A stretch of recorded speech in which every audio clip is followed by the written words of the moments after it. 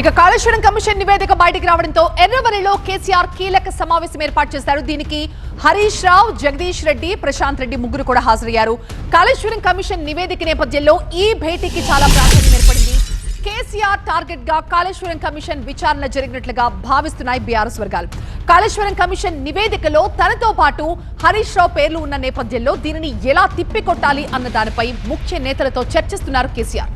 మరోవైపు కాసేపట్లోనే కేబినెట్ భేటీ ఉండబోతోంది. ఈ పరిణామాల క్రమంలో ఎర్రవల్లి మీటింగ్ కి ప్రాధాన్యం సంతరించుకుంది. కేసీఆర్ డైరెక్షన్ లోనే కాళేశ్వరం నిర్మాణం జరిగిందని కమిషన్ స్పష్టం చేసింది. మరి బీఆర్ఎస్ రియాక్షన్ దీనిపై ఎలా ఉండబోతోంది? ఎర్రవల్లిలో జరుగుతున్న భేటీకి నేతలకు కేసీఆర్ ఎలాంటి సూచనలు చేయబోతున్నారు అన్న దానిపై తీవ్ర ఉత్కంఠ నెలకొంది.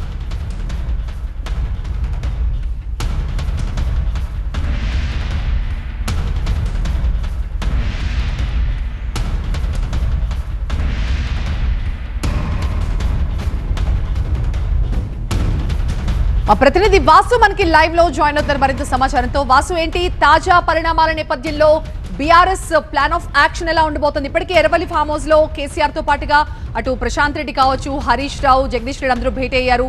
ఏంటి బీఆర్ఎస్ ఆల్రెడీ చెప్తోంది ఒక రాజకీయ ప్రేరేపిత కమిషన్ అని మొదటి నుంచి చెప్తూ వస్తోంది. మరి ఇప్పుడు నివేదిక బయటకు వచ్చాక బీఆర్ఎస్ నేతలు దీన్ని ఎలా ఎదుర్కోబోతున్నారు?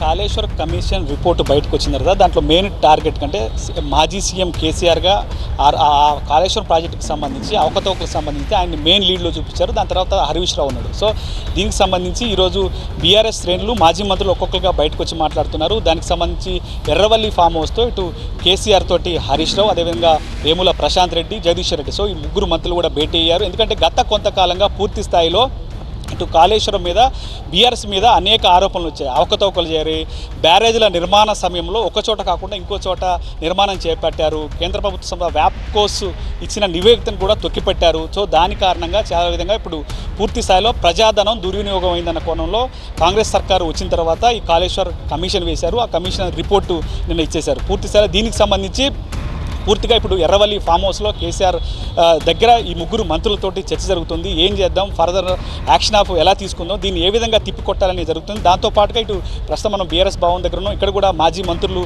వచ్చారు. కొద్దిసేపటి క్రితం మాజీ మంత్రి పూర్తి స్థాయిలో ఇక్కడికి వచ్చారు. వాళ్ళందరూ కూడా ఇక్కడ భేటీ అవుతున్న పరిస్థితి కొన్ని. శ్రీనివాస్ గౌడ్ కొద్దిసేపు క్రితం మనతో మాట్లాడారు. ఆయన స్పష్టం చేశారు. ఎందుకంటే రేవంత్ సర్కార్ వర్క్ దగ్గర నుంచి ఎలాగైనా కేసీఆర్ని అలాగే వాళ్ళ కుటుంబాన్ని టార్గెట్ చేయాలని చూస్తున్నారు. గతంలో ఒకసారి చూసుకుంటే బీఆర్ఎస్ ప్రభుత్వం రాకముందు ఏ విధంగా ఉన్నాయి, పంటలు ఏ విధంగా పండేవి, సో నీళ్ళు ఇవ్వటం కేసీఆర్ చేసిన తప్ప, కావాలనే కేసీఆర్ని ఈ కేసులో ఇరికించాలనే ప్రయత్నం జరుగుతున్నట్టు కూడా ఆయన చెప్పుకుంటూ వచ్చారు. దాంతోపాటుగా గతంలో తెలంగాణ రాష్ట్ర వ్యాప్తంగా ఏ విధంగా పంటలు పండాయి, ఇప్పుడు ఏ విధంగా పంటలు పండుతున్నాయి, ఇలాంటి కమిషన్లు ఎన్నో చూసాము. కేసీఆర్ ఉద్యమ సమయంలో కూడా కేసీఆర్ని ఎన్నో ఇబ్బందులు పెట్టాలని చూశారు. ఇలాంటి కమిషన్లు ఎదుర్కొంటాం, కావాలనే కేసీఆర్ మీద తప్పుడు ఆరోపణలు చేస్తున్నారంటూ కూడా ఇటు మాజీ మంత్రి శ్రీనివాస్ గౌడ్ చెప్తున్న పరిస్థితి నెలకొంది. రైట్.